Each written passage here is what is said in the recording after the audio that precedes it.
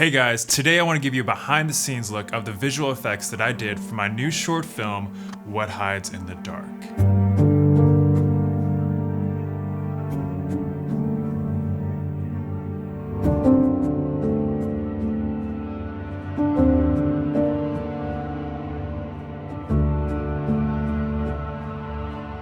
Now some of these shots are pretty straightforward, just requiring the removal of wires or objects.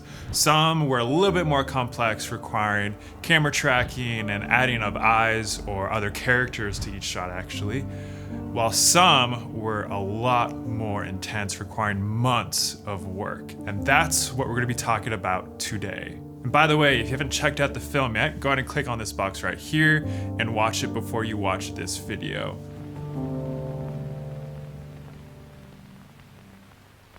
The majority of the shots that we're going to be talking about today are in scene 4 that required the addition of more oranges and knives to the scene to make it work better. First off, I tried adding the oranges and knives by using green screen. I covered my entire dining and living room in green screen and filmed me throwing the oranges from behind the green screen. It didn't really work and turned into a sticky mess. Next, I tried using a still of oranges and animate it in After Effects, but I couldn't get the oranges to interact with the environment in a realistic way.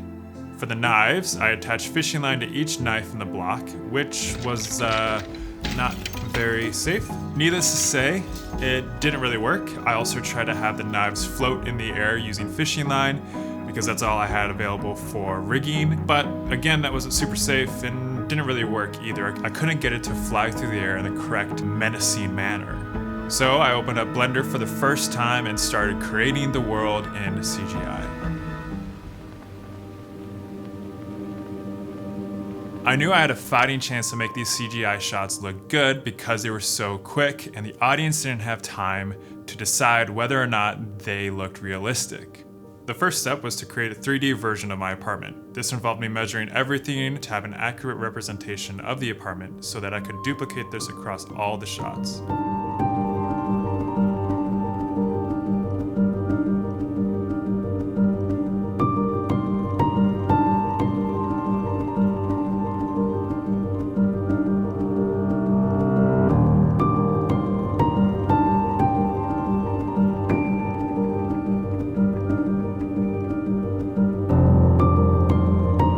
Next step was to set up the lighting in the environment to match what we had filmed. I couldn't get Blender to look exactly the same. It's probably something that I couldn't figure out because this is my first time using Blender. Then I moved on to creating the oranges and knives, which I bought from an online retailer because I'm not a 3D modeler and I knew I couldn't create something of quality in the time that I had. For the oranges, I adjusted the colors and squished the model a little bit to give it the same appearance as the oranges we used while filming. The knives were pretty close already, so all I had to do was make them a little bit shiner.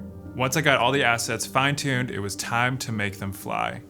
For the oranges, I combined the gravity simulation in Blender and animation keyframes to create the velocity and direction of the oranges.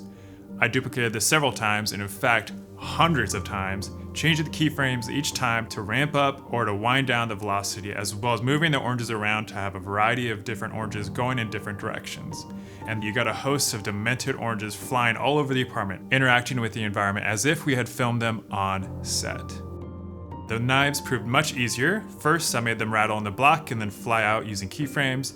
Then I had them hover in the air. This was all about staging the knives in a way that made them look as terrifying and powerful as possible. Then I had them flying and sticking into the door just as she closed it. Then I was finally ready to render, and each shot took about 2 hours, but the longest shot took 12 hours to render. Finally, I got to layering the CGI onto the plates in After Effects, only to discover that something was missing in the CGI. So I went back and fixed whatever was wrong, whether that was the lighting, or the animating, or the bench was out of place. I did this for each of the shots, just about 10 times per shot. Finally, I got all the shots to a decent spot. I layered them into the shots, doing some quick rotoscoping, and finally, all the visual effects shots were complete. Now I believe to have really good visual effects, you also need really good sound to go along with it. So for the oranges, I recorded oranges hitting tables, walls, beds, and the carpet. as well as some squishing sounds to add a little bit more flair. Then I recorded some spoons clinging, played that in reverse, slowed it way down, and now you got some knives floating in the air and flying by the camera. Thank you guys so much for checking out this behind the scenes look of how I did the visual effects for What Hides in the Dark. I'm in no way a visual effects artist. I just want to put that out there. I just wanted to show you guys what I did for my own short film so that maybe you're inspired when you're making your next film, and whether or not you're trying to figure out, oh, can I make this CGI work or not? I did it. I'm not a 3D visual effects artist whatsoever. It took a lot of time, but I think the results ended up in a good place. Thank you guys so much for watching this. If you guys like this video, be sure to stick up that thumbs. Also, I'm gonna be making more content like this, so be sure to subscribe. I'll see you guys in the next one.